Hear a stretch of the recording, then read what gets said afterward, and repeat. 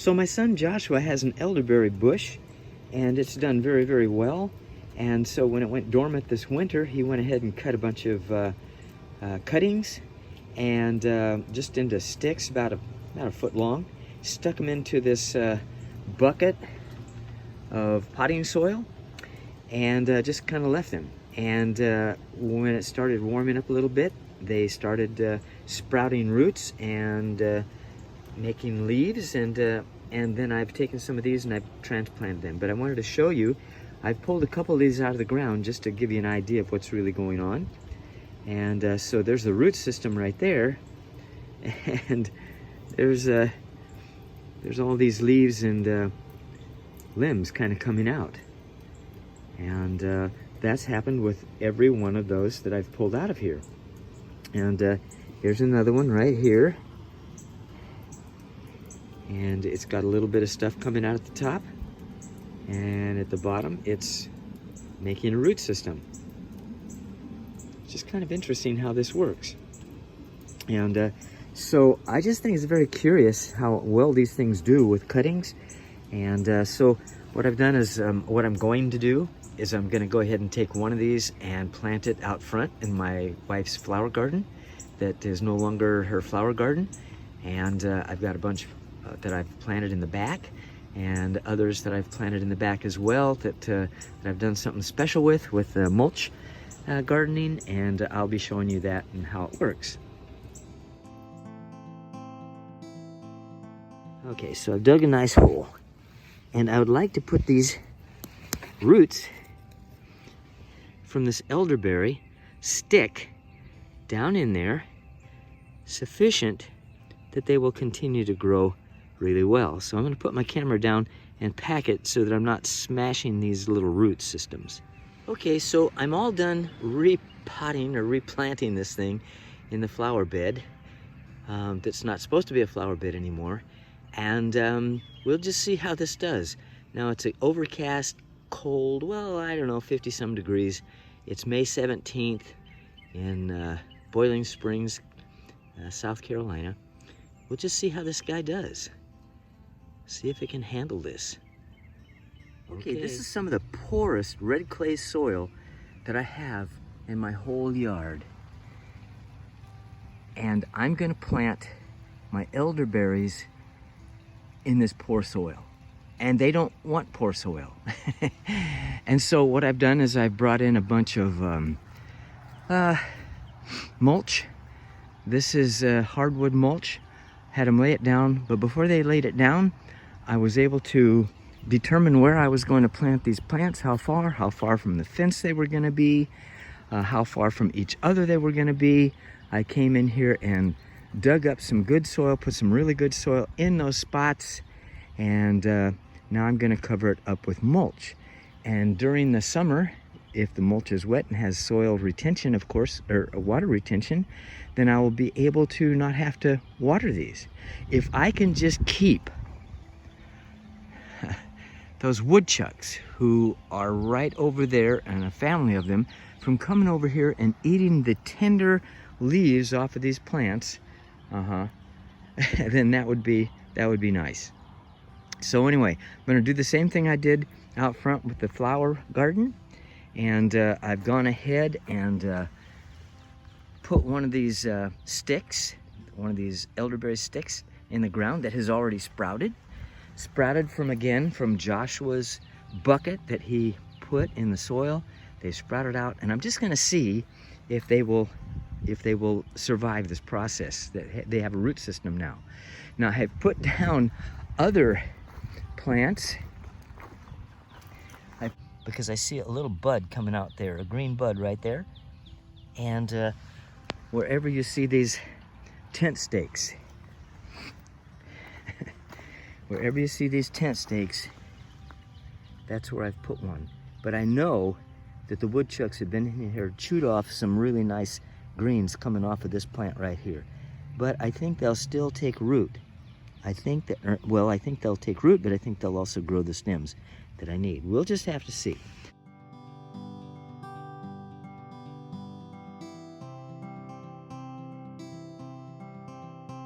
Okay, so I'm all finished. putting these elderberry sticks that have started to sprout into the nice, soft, rich dirt, and then covered it up with mulch. And I have these buckets here because we have another week worth of, or two worth of frost and freeze. And I found that if I'll just cover them up with a little bucket just overnight until it warms up in the morning, and then take the buckets off, that they do rather well. And of course the rocks are there to make sure that the wind doesn't blow them over or take them away. And so there we have it. So this is an elderberry stick. Came out of the same bucket, but I took it out of the bucket 3 or 4 weeks ago and stuck these into the ground. They had little tiny sprouty green leaves coming out, and the soil is not good here. And I realized that I probably made a mistake putting them here, but I'm gonna let them go. And I've also had to put buckets over them and something lead to hold it down in case the wind comes up. We've had some pretty strong winds. And I've got 7 of those. And they're all sprouting very nicely, as you can see. So, so far so good with these elderberry sticks. Hope they do well. Okay, it's March 19th. It's been a couple of days since I transplanted these from the bucket into the ground, and we had a really cold night. Got down into the upper 20s last night, but I had them covered with these buckets, and they seem to be doing okay. It looks to me, and I think they're gonna survive. I just been taking good care of them. Over here, they haven't come out yet because when I ordered them, they were still pretty dormant, and don't know that you can see very well. Yeah, right there. But these are 3 of the Adams 2 varieties. And here we have, you can't see, I know you can't see these sticks, but you see, if you can see that, there's green there. And that's what we're counting on. And I've got 3 of these. Let's see, these are the Bob Gordon. And the other over here are the Ranch. So those are the 3 types of plants that they recommended. Don't know that you can see that, but that's green bud as well. And what I do is I come at night, instead of putting buckets on them, I just scoop up this mulch and I cover them up by a couple of inches, and then I come out the next morning, and when the temperatures are risen, and I uncover them because I don't want those buds to freeze. And that's how I'm taking care of those. Yay, I hope they survive. Now, these are the ones that came out of that same bucket, but they came out about 3 weeks ago. I planted these about 3 weeks ago. They were already sprouted out. Most of the time I think you're supposed to plant them when they're dormant, and the buds haven't come out yet, but they had come out and they were leafing out. And so I just took my tire iron and put a hole in the ground, shoved them in the hole, and moved the dirt back to the roots. There were no roots, by the way. There was not a single root evidenced on these when I stuck them in the ground. But I'm pretty sure, looking at those in the bucket that I've pulled out of the bucket here recently, that they've got roots on them by now. But they seem to be doing very, very well. Yeah, they're gonna survive. They're gonna survive, and that's what I want, because I want the syrup. My son offered these to me last month, and then he told me that they were a bit toxic, and that you had to cook them first. And I thought, I don't know any berries you have to cook the toxins out of them. But I went on the internet and I started doing a bunch of research till 2 o'clock in the morning. And I called my son Josh up and I said, Josh, I'd like to have that bucket. I want to grow some of these. And I also wanted to try the syrup. So I ordered some dried elderberries, and had them delivered. And so I've made syrup, and it works really well. Especially since right now, since I seem to have a bit of a cold coming on, So I'm taking this stuff. So what is it about a mulch garden that really has turned me on to this kind of gardening? I don't know anybody else who has them bring in the truckloads and make the mulch so thick.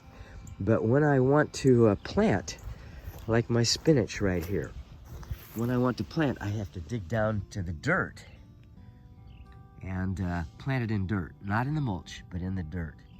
And that's what I've done here. And in the fall of last year, I went ahead and planted broccoli, and this broccoli has been just awesome. So the idea I'm trying to give you here is that mulch, that's why I wanted to plant my my cuttings for the elderberry in mulch, because when it gets hot, all summer long, this stuff has been great.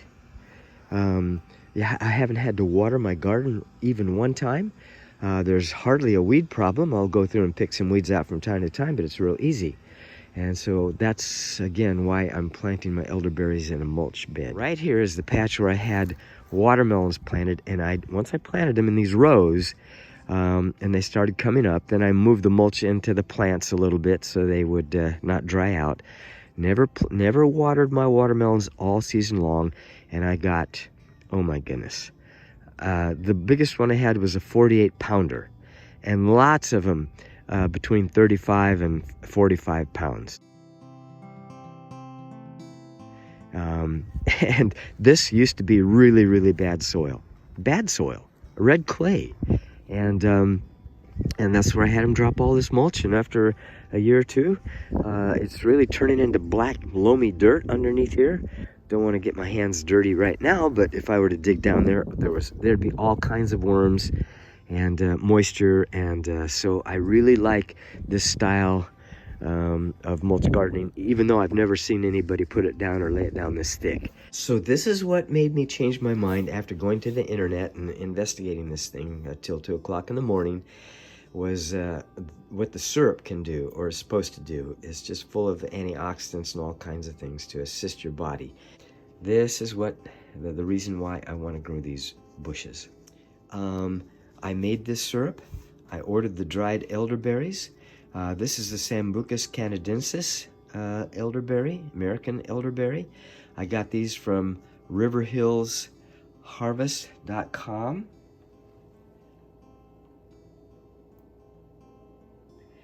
And there's so many videos on YouTube that describe how to make this stuff.